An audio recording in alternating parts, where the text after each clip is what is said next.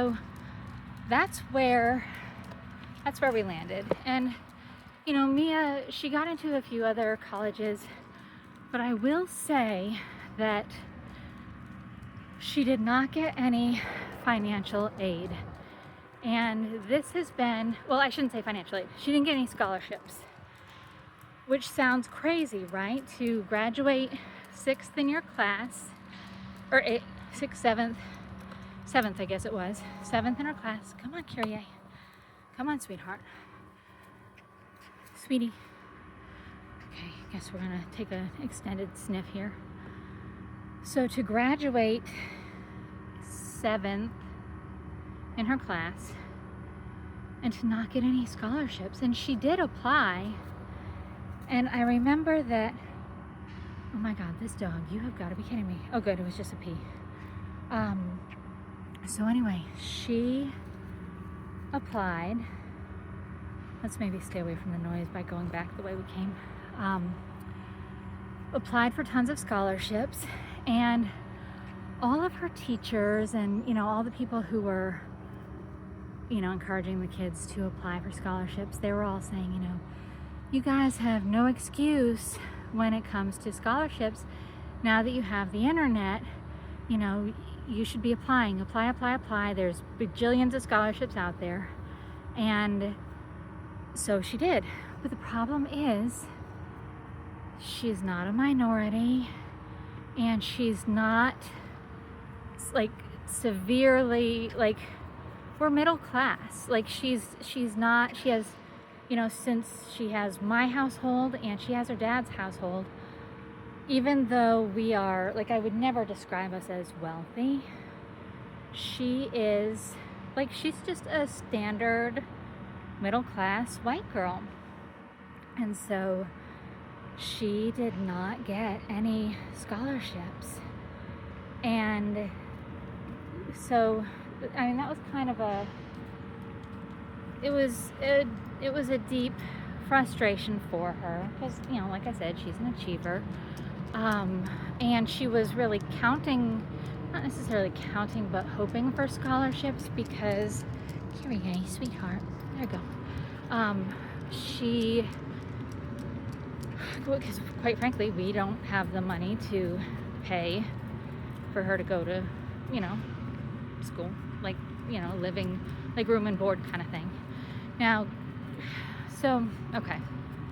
So anyway, that was a bone of contention for her because a lot of the kids who were getting scholarships were either not as committed to their academics, like it almost felt like,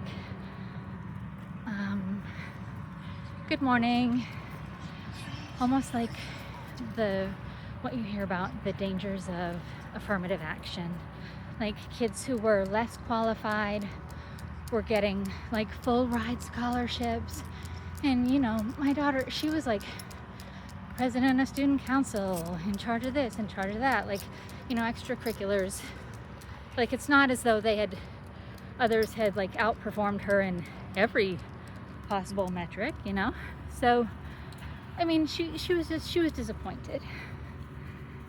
Well, she gets to UT, and now she's like stressing out because a lot of the kids there, like there are two, apparently, this is what I've heard, there are two kinds of kids that are there, like the kind of trust fund baby kids, and then the full ride scholarship kind of kids. And then there's not much middle ground. Plus, the high school that she was in enabled her to do dual credit to graduate with an associate's degree. So in a way, like she has enough credits to have entered her junior year, but UT is treating her like a freshman, but they're kind of excluding her from freshman courses. So she's not really getting a chance to meet a lot of the other kids her age, and she's kind of being thrown into the deep end academically with upperclassmen. And this is my easygoing child. Like, she was the easiest kid to raise. I mean, I know I've complained about her in the past, but she really, like, I've had houseplants that are more demanding. She was my easy child. So she's unhappy at UT, and she's worried because she really wants to go to med school. She really wants to be a dermatologist.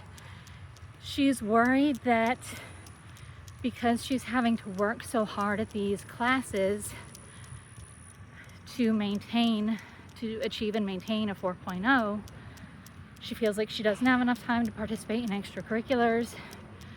And by that, like, I don't mean, going out and drinking and partying. Like, she just wants to be able to, like, volunteer and join service organizations and meet people, So she's feeling isolated. She's struggling. She's only been there for like, a month and a half.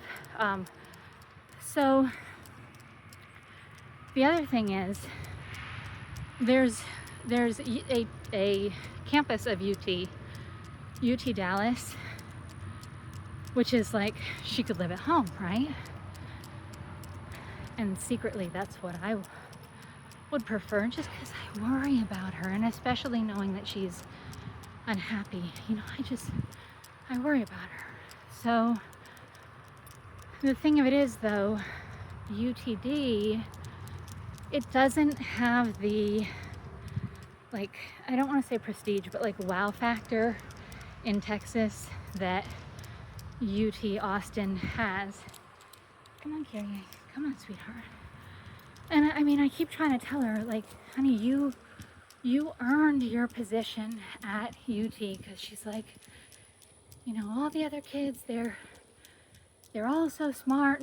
I don't know how they do it. They're able to party and still get better grades than me, and and most of them they have scholarships and financial aid, that they're not even being respectful of it. Like, they're not being good stewards of the money, and I'm like, sweetheart, like, race your own lane. Like, don't compare yourself to others. This is about where you fit best, what's right for you.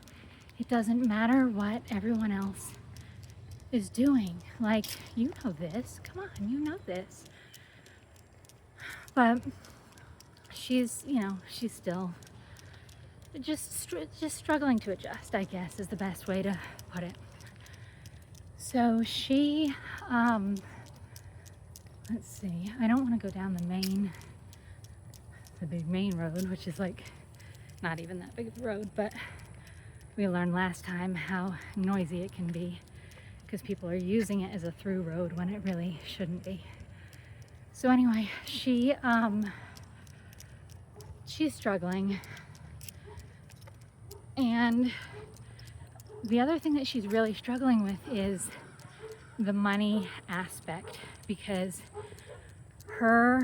she had to get the financial aid and student loans and everything to pay for her room and board, because since my husband is a veteran, there's this thing in Texas called the Hazelwood Act. And if you are eligible for the Hazelwood Act, then your tuition is taken care of. Children of veterans, tuition is taken care of up to, a certain amount. There's a, come on, Kyrie. Come on, sweetheart. Sweetheart, come on. Hey, listen to mommy. Come on, good girl. So, so she figured it out. It's like $14,000 a year for her to be living on campus. And I wish that she didn't think this way, but because she and I did go through a situation where at one point we were like poor and homeless, like, she's very anxious about money. And so she says, I see things going on here, like, fireworks after, football games. And I think, is this is this what my $14,000 is going towards? Like, it doesn't feel like a good use of money. And, you know, so my husband and I, like, we try to tell her, you know, don't stress about that. Oh, you want to go this way? Okay, we can go that way. Come on. So we try to tell her, like, don't stress about that. Enjoy the time that you've got. Like, it's okay. You're supposed to, you know, enjoy this experience. It's a rite of passage, blah, blah, blah. But it's killing me to keep her in this experience that is so uncomfortable for her. I know that she needs to build resilience and whatnot. But you know how it is, and you hate to see your baby suffer. So she's committed. We worked it out. Oh God, the other thing is, I don't know. It's not that I thought that she was being melodramatic on the phone. Like when she was telling us all these things initially. We went down, we visited her this past weekend, and I've never seen, this is gonna sound funny as a basic white girl. Here, let me cross because I see another couple with a dog over there. So, I've never seen so many white people in one place before in Austin. Like, it was crazy. There were all of these girls in like shorts that were so short that their bums were literally hanging out of them. It looked like, honestly, it looked like they had on like modestly cut brief underpants and were just walking around in the street like that. Like, it was worse than like Hooters girl shorts. It was like more dramatic than that. And that's what they were wearing, like, you know, all around on campus. Good morning.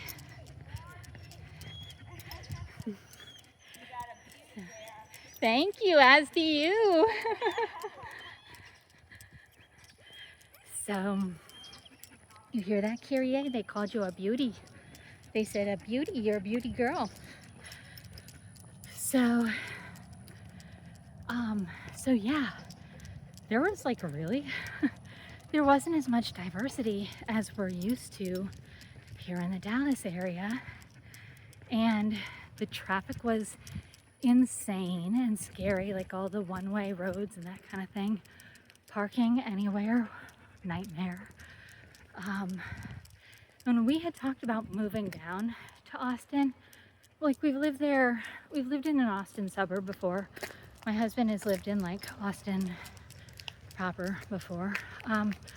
So we had talked about moving back, but man, it was stressful and everything was so like bougie and expensive.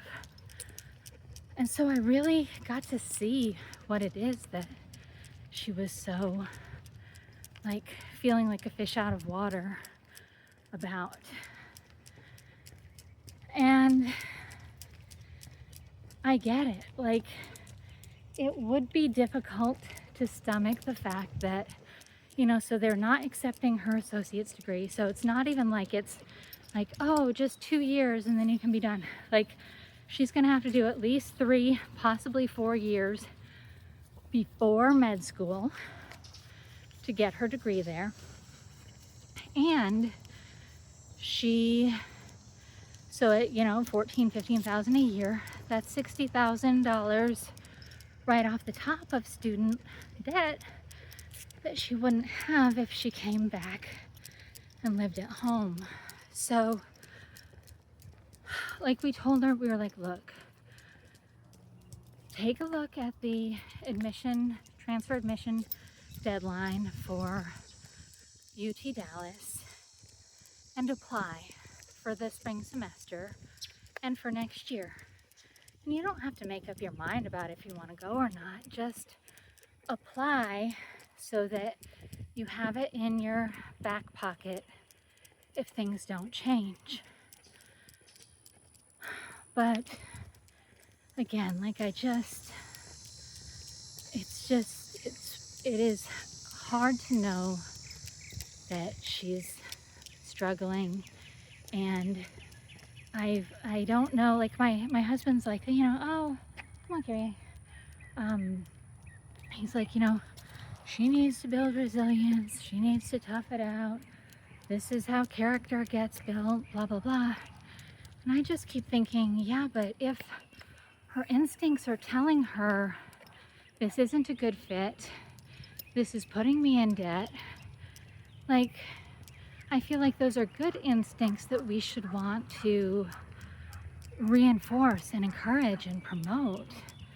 So, like, so that's like the good and the bad of this past weekend's trip to Austin to see her. And I'm so curious as to what your thoughts are, because you guys, you're so wise.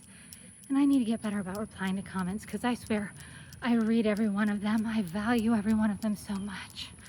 But a lot of times, like, I read them and one of two things happens. Either I type a response and forget to hit send.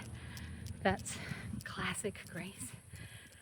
The other thing that I do is, like, I think, oh, I'll compile my thoughts in my notepad app throughout the day, and then I'll, come back to it and post it this evening. This evening never happens, because by the time I get the baby back from Mother's Day out at 2, like, the day it just goes, So, yeah, so that's where we're at. But like I said, I do value very much. I do value your thoughts, your feedback, your advice so much. There's your doggy friend. So, okay. All right, so we are actually almost back home again. I bet this doggy wants to go in and get a drink of water, huh? So, anyway, oh gosh. So thank you for spending time with me. Thank you for taking this walk with me. I appreciate you. I'm sorry for the chaos at certain moments. And hopefully we'll have a chance, just a minute, sweetheart. Hopefully we'll have a chance to do it tomorrow.